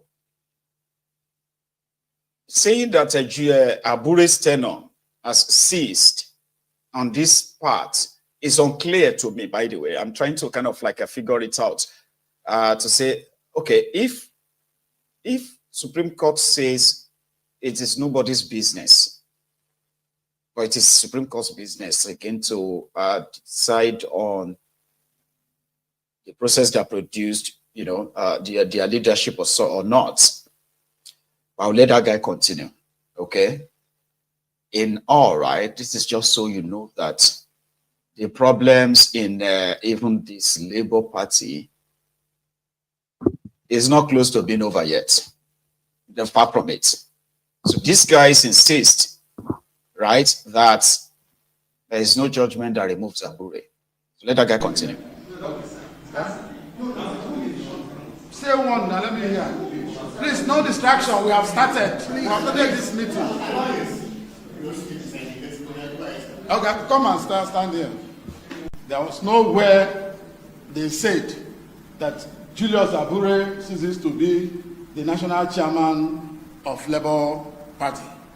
And there is nowhere they say that the illegal National Caretaker Committee should take over the leadership of Labour Party. In fact, the illegal National Caretaker Committee was not mentioned anywhere throughout the proceedings in the court today. So for people to go out there and be rejoicing over nothing, I don't know where to situate that. And we find out that a lot of people are even crying because they were misinformed. And that is why we came out to put things in the right perspective. Thank you. So Tuesday, I want to ask a question. First of all, as for the first questions that you raised, there is nowhere, this court today never mentioned that Julius Abure's tenure expired. What the court said was that in political party administration, a person is elected for a term in office, and if that term expires, the person either bow out or seek re-election. That is pure and simple. It never mentioned Abure that the time of Abure has expired. He only talked about the constitution of every political party, prescribing the tenure of office of an elected officer. And if the tenure of office of an elected officer expires, that officer either steps aside or seeks re-election. That's in the context of what is happening in Labour Party today. Yes, the tenure created in 2019, extended for 1 year in 2023, elapsed in 2024. But before that effusion of time, a new national convention held and a new national executive committee, council, was elected. Some of the officers were re-elected, some new officers came in. So it is not true that the court said the tenure of Abure expired. Look at that judgment. If you have it, it never mentioned tenure of Abure expiring. It's a general advice to all political parties that officers are elected for a term in office. When that term expires, the person actually either bow out or seek re-election. And that is his position. Today in Labour Party, yes, the tenure created in 2019, extended for 1 year in 2023, elapsed in 2024, but before that expiration, a new convention held, and that convention created a 4-year tenure, and that 4-year tenure is still running. It is upon the effusion of time of that tenure that a new convention can hold. Now, as to the second question, the cross appeal was said to be of no moment because it was based on this issue of leadership. And because said it did now, what the Supreme Court is telling all political parties is that resolve the issue of leadership internally. Resolve it, and everybody should respect that. Don't come to court to ask us for a pronouncement on the leadership of your party. Decide it on your own. That is what the Supreme Court has just said. So, and that is the reason why that cross appeal, emphasizing the leadership, was said to be of no moment. So what should they do now? Adeza, as a suggestion, the right thing to do after dancing, to the gallery and making a show of it and all that, everybody should now go back to the same Supreme Court and say, Supreme Court, what do you mean? Go. This, we don't understand this your judgment too. Because another guy was on TV and said, for real, Abure is gone. Very well said, Charles. Interestingly, I would say this is an end of a season, in a long-standing series of drama in the Nigerian political history, specifically this one attacjed Labour Party saga. But the Supreme Court has been able to close this chapter of Abure issue. Like it or not, for Abure, whether he likes it or not, he is no longer the chairman of Labour Party. And an opportunity has been presented to Labour Party to find a way to get themselves together, if at all they could, because they are infested with multidimensional issues as a political party, Charles. Well, has an opportunity been offered? I mean, you heard the deputy national chairman there interpreting the Supreme Court ruling in a completely different way. Yeah, why I say it's an opportunity is whatever we may say at this point, it is at the apex court, Charles. At this point, the best they can do is to go back to the Supreme Court to interpret what the Supreme Court says. It can't go beyond that. This is the last cycle Abure and his team has. And let us not forget, not long ago, the Supreme Court gave the same declaration with regards to the PDP issue, i.e., the internal party structure issue is purely an internal issue. And therefore, I don't see the Supreme Court giving Abure any leeway to that. But they have a bigger problem than Abure, like you rightly said. The internal party democracy has been an issue.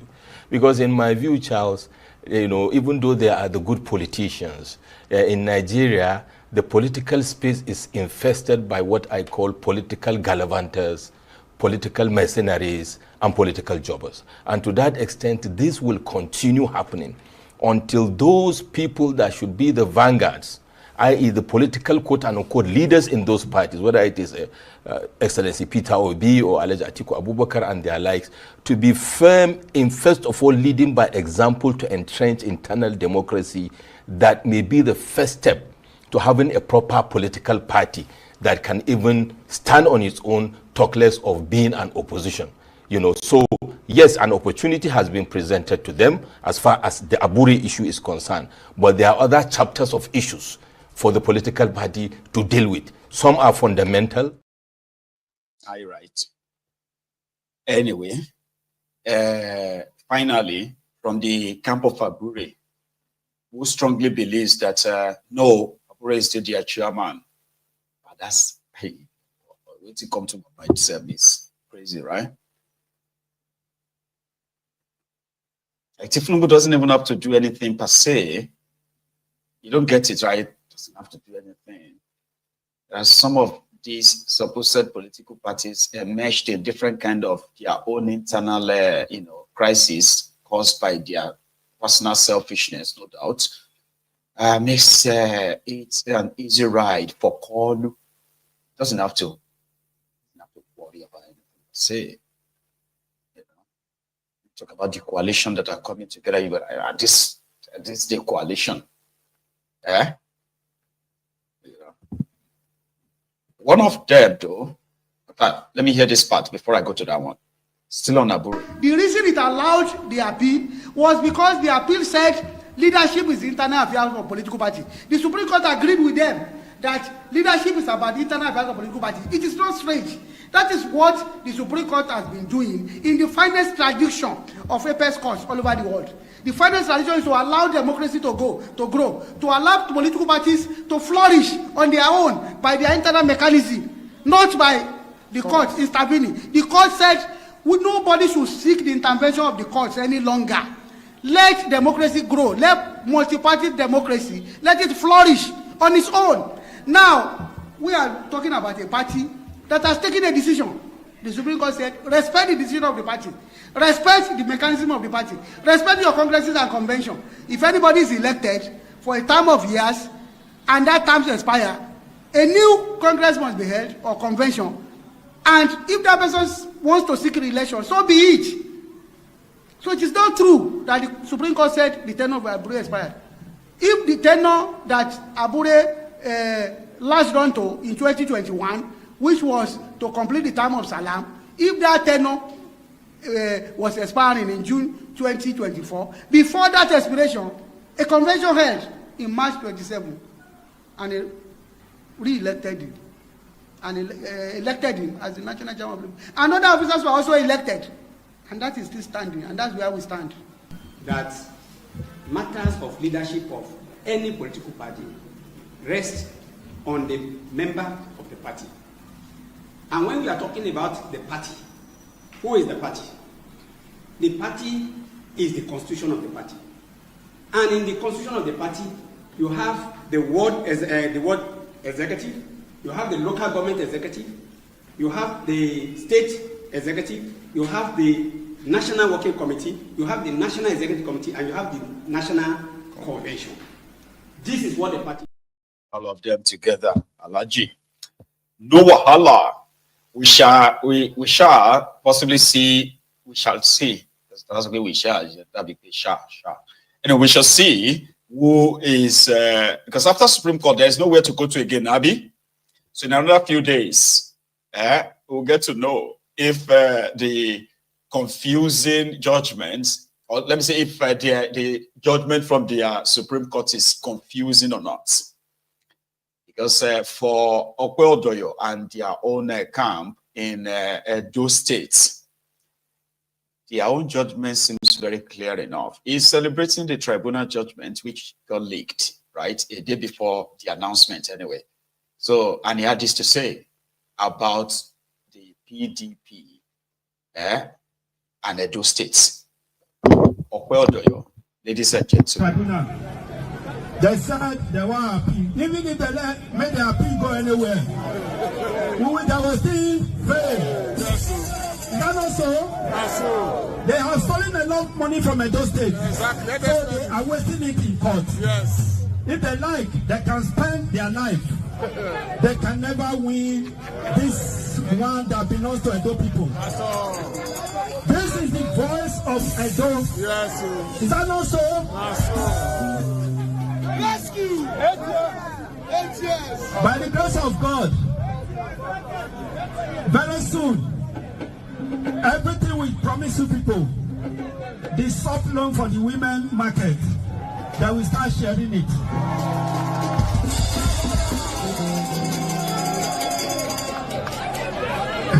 In the next 1 or 2 weeks, it will start happening. The money is already there, but they are. Money is there. We're going to start sharing the money very soon for the women markets. And what's that guy's name again? The MC Oluero of Edo State. Kabaka. Tony Kabaka. Congratulations, sir. Congratulations, sir. God have done it again. Yes. So our hope is renewed. We thank God Almighty. All glory be up to God. What message do you have for Asai Godaro? Is whenever you are buying ticket to Rome, you check properly if that ticket is Zimbabwe ticket. Like the one they sold to Asai Godaro. Obaseki from that man up, we know what he was doing. We know that that man will not succeed. We can join him and give him Liberia ticket. So it's so sad. Thank you. It's not too late. I will advise you without to join us as Iwaju train. To join us as Iwaju movement, so that God will remember you. Don't follow evil people. Come back home. Come back to your brother as Iwaju, so that we will accommodate you. We will give you a minister or ambassador. Forget about this your Liberia, Zimbabwe ticket that you are offering. It will work. Thank you for taking my advice. God bless you. Yes, sir. Morning, how are you? Fine. What message do you have for Asai Godaro? First of all, congratulations first. Congratulations, sir. How are you doing? I'm fine, sir. Congratulations to you too. Thank you very much, We're sir. happy. Edo people are happy. That's the most important thing. This victory was not given to us by our party. It was given to us by Edo people. And that's why we keep on appreciating the Edo people who stood by us to make sure Senator Monopewolo emerges as the governor. And they know that Pewolo is going to develop Edo. That's the most important thing. So that tomorrow our children will be proud of us. So for our opposition party, we want to extend hand of fellowship to them to also tell them that we are one. Election has been contested and the winner has been emerged. We want to urge them to join us with Mr. Governor so that we will have a better idea. That's when it's a good man from the one we have been saying it. It's a good candidate who came from a bad platform. Confirm. And by the grace of God, that's when we love you, we Edo people. We want you to join your brother Senator Oba Abimbola to make sure we develop Edo and join your other brother Asiwaju so that we can develop Nigeria. You have better things that you wanted to do, but you came from a black platform. Thank you, and God bless Edo people. Good morning, sir. Congratulations, sir. Congratulations to you, my brother. What message do you have for Asen Godaro? It's a very short message. They are now the guys in power in Edo State, so give it to them. It is their turn, right? Anyway, in Bayelsa, the guy who banned with a weekend from visiting Bayelsa or having people to, he actually declared a ban on rallies, right? Rallies for with a weekend. He said he didn't want with a weekend to come and poison his states. Therefore, he is not welcomed in Bayelsa State. But Rat was there yesterday. Remi Ahmed Tifnumbu Rat, the vexed lady of Nigeria, right? Somehow probably did I don't know, I'm trying to find the right word. I wanted to say she impressed him, or I don't know what she did, by the way, that got the same Bayelsa Diri guy, right? So I had to pledge Bayelsa State for 2027. It doesn't matter. It's pledged. Listen to him. To make matters better, I have never met your husband in the whole of my political life. Not until the past elections. And a level playing field was there for Bayelsa, that whoever that is popular, let him go and win. I am a Democrat, so I will behave like a Democrat. And that's why today I can stand here again as governor, because your husband behaved like the proper Democrat that he is.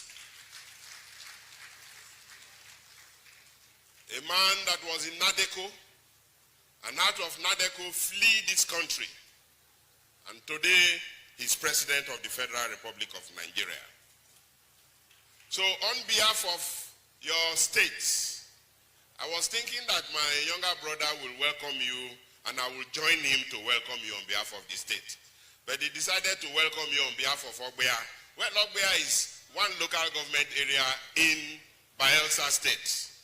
So on behalf of your states, the good people of Bayelsa, in all the local government areas, we warmly welcome you and the Vice President's wife and your entourage to Bayelsa State. And today marks a significant milestone with the flag off of the NDDC Renewed Hope Initiative, free medical outreach. But more importantly, we also had this partnership that the state-owned institutions, both the secondary school and the hospital, were renovated by the NDDC and furnished and equipped. And today we are going to commission them. And the state government is grateful for that.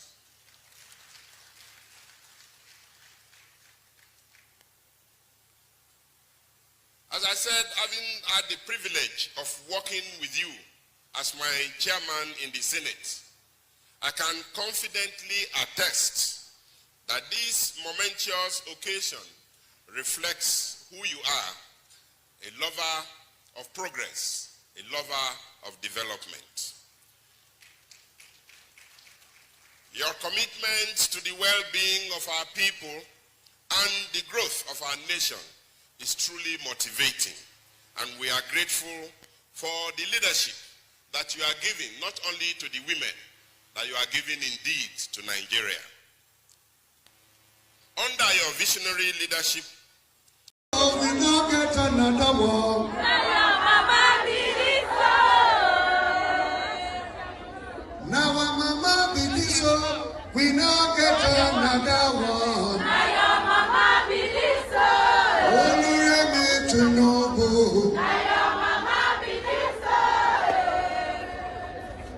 Now our mama be this, so we no get another one. Now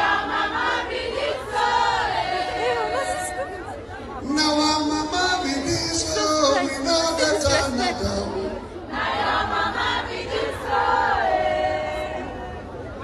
Now our mama be this, so we no get another one.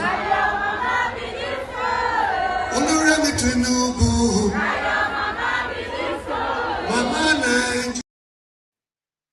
Mama be that you here.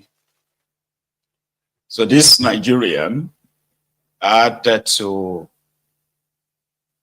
set fire on his supposed NYSC certificates. Something that your current president couldn't even forge. That is how much Nigeria can actually get to you, frustrate you. All right? Watch this. This certificate, this and this took me 7 years to get them. 7 years. But that's not the problem. Like my dream is to be a musician, but for so many years I didn't see any success. So I was like, I'm a bro. Time to go. What's the plan B? Oh yeah, now I get certificates. Need to go look for a job. Bro, I went for a job interview today and they said my salary will be 95,000. I was like, oh, cool. A few days down, one guy. But not until I got home, like I left when I got to my bus stop. I was like, bro, I spent 3,000 naira to and fro. So that means every month I'm going to be spending 60,000 naira on transportation from 95,000. That's like my take home is 35,000 naira. Like I'm tying suits. I'm wearing tie and shirt and suit to carry 35,000 naira. Even Aboki they sell pepper for junction. They collect money pass me. 35,000 naira. I spent 7 years to collect this, and my take home after 1 month is 35,000 naira. I swear to God, bro. If I ever do plan B again in this life, no one gonna kill me. It's the music or music. Odumo do not get to head now. When I like that name. Odumo do not get to head. They whine me. What is it? So I invest like this. How will I spend 7 years in university and since when I born you never seen this kind of abuse before. Turubu, I must abuse you. Turubu, number 1, Oguokiyapa. Turubu number 2, Oguokiyama. Turubu number 3, Oguokiya your children. Turubu number 4, Ogugo bury all your family.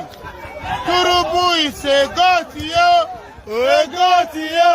Turubu is a god to you. And wow. So, if we give ourselves to innovation, if we lend ourselves to innovation, we can create wonders. Yeah, it's a successful again, a town hall, different from Bulaba. So thank you so much, brethren, for your time tonight. I have had quite an interesting evening, okay? And even though we are not that massive tonight, I want to say a big thank you to those of you who have actually live shared, the broadcast as usual. I am going to see you again when I see you. Until then, stay safe. All right? And good night from here.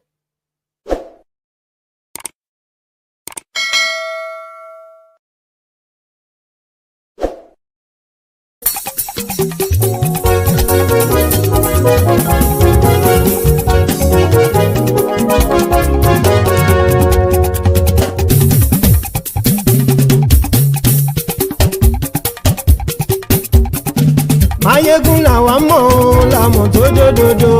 Ayégun dáyàrí ayébi nàmbà wá. Ayégun làwa mọ̀ làmọ̀ tó dòdòdò. Ayégun dáyàrí.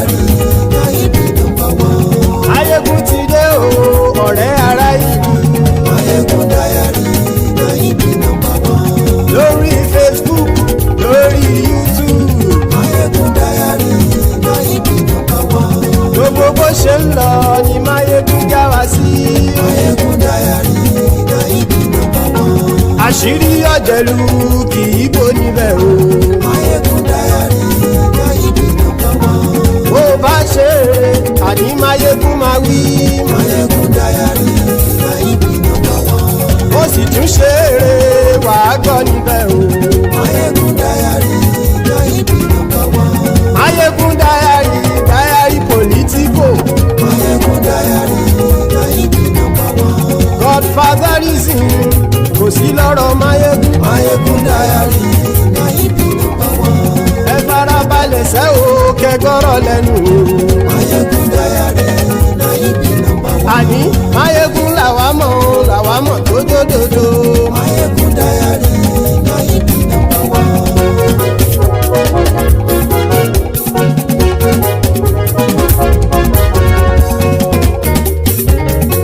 àní ẹ̀sùn ràkì. Máyégún ti dé. Máyégún ti dé. ọ̀jẹ̀lú ẹ̀sùn ràkì. Máyégún ti dé. àní ẹ̀sùn ràkì. Máyégún ti dé. lórí Facebook. Máyégún ti dé. àní ẹ̀sùn ràkì. Máyégún ti dé. lórí YouTube. Máyégún ti dé. àní ẹ̀sùn ràkì. Máyégún ti dé. bọ́ bàbá gbé wúrẹ́. Máyégún máa wí. àní ẹ̀sùn ràkì. Máyégún ti dé. ijó ìgbádìyẹ. Máyégún máa wí. àní ẹ̀sùn ràkì. Máyégún ti dé. pẹ̀sìdó bá rúfin o. Máyégún máa wí. àní ẹ̀sùn ràkì. Máyégún ti dé. bí gómìnà kówó jẹ.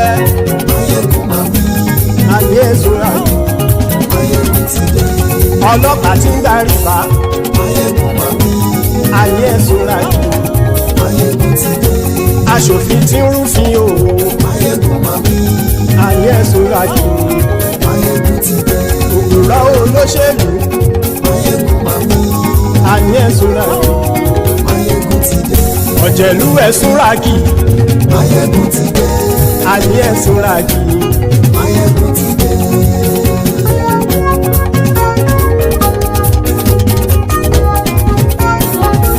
Máyégún ti dé.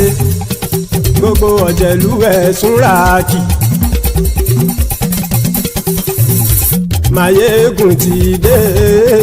gbogbo ọ̀jẹ̀lú ẹ̀sùn ràkì. ṣùgbọ́n ní bá ti ṣe èyí tó yẹ kí wọ́n ṣe ọmọ bá dèrò ní fi wọ́n níran o. Máyégún ti dé. Gbogbo ọ̀jẹ̀lú ẹ̀sùn ràkì. Máyégún ti dé. Gbogbo ọ̀jẹ̀lú ẹ̀sùn ràkì. ṣùgbọ́n ní bá ti ṣe yìí tó yẹ kí wọ́n ṣe ọmọ bá dẹ́rọ̀ ò ní fi wọ́n níran. wọ́n fowó bẹ́ẹ̀ o Máyégún ó sọ pé wọ́n ò fẹ́ bẹ́ẹ̀. wọ́n fowó bẹ́ẹ̀ Máyégún ó sọ pé wọ́n ò fẹ́ bẹ́ẹ̀. oníkan ṣáàtì ṣe èyí tó yẹ kí wọ́n ṣe fáwọn ará ìlú tó gbé wọn débẹ̀ o. Máyégún ti dé gbogbo ọ̀jẹ̀lú ẹ̀sùn ràkì. Máyégún ti dé gbogbo ọ̀jẹ̀lú ẹ̀sùn ràkì. ṣùgbọ́n ní bá ti ṣe yìí tó yẹ kí wọ́n ṣe ọmọ bá dẹ́rọ̀ ò ní fi wọ́n níran. kì máa yí ṣe eré ọ̀rọ̀ yìí kì í ṣe ẹ̀fẹ̀. kì máa yí ṣe eré ọ̀rọ̀ yìí kì í ṣe ẹ̀fẹ̀. ẹni bá ti lè lẹ́bọ̀ lẹ́rù o ọmọ bá dèrò kàṣàyè tú wọn síta. Máyégún ti dé gbogbo ọ̀jẹ̀lú ẹ̀sùn ràkì. Máyégún ti dé gbogbo ọ̀jẹ̀lú ẹ̀sùn ràkì. ṣùgbọ́n ní bá ti ṣe yìí tó yẹ kí wọ́n ṣe ọmọ bá dẹ́rọ̀ ò ní fi wọ́n níran. tẹnitẹni ọmọ Máyégún ọ̀rẹ́ ara ìlú mọ̀mọ́ ni mo fọlọ́run ṣọ́ ẹ̀ bá kìlẹ́bù. lóòótọ́ olódodo ìlú ọ̀tá ìlú mọ̀mọ́ ni ìwọ ṣá máa ń ṣọ́ra kò sì mọ́ bẹ̀rù. bọ́tà ń lè rí bóníṣègùn lé káwọn mọ̀mọ́ fi ṣera wọn ni ó ti dẹrùn tí wọn ò gbọ́dọ̀ sì mọ́ bẹ̀. èèpo ọ̀gọ̀ lọmọ bá dérò tàjẹ́ ò gbọ́dọ̀ jẹ́ ó ti jọba lórí àbínú ẹni kò sì mọ́ bùyà. àìsíwọ́lu ní ẹnìkẹ́ ìgbódì ẹyin lábàrá o ó kó ẹni tó bá dán wò á kàmù. Máyégún ti dé gbogbo ọ̀jẹ̀lú ẹ̀ túnra kì. Máyégún ti dé gbogbo ọ̀jẹ̀lú ẹ̀ túnra kì o. Ẹni bá ti ṣe yìí tó yẹ kí wọ́n ṣe ọmọ bá dèrò òní fi wọ́n níran o. Máyégún ti dé gbogbo ọ̀jẹ̀lú ẹ̀ túnra kì. Máyégún ti dé gbogbo ọ̀jẹ̀lú ẹ̀ túnra kì. Ṣùgbọ́n ní bá ti ṣe yìí tó yẹ kí wọ́n ṣe ọmọ bá dẹ̀rọ̀ òní fi wọ́n níran.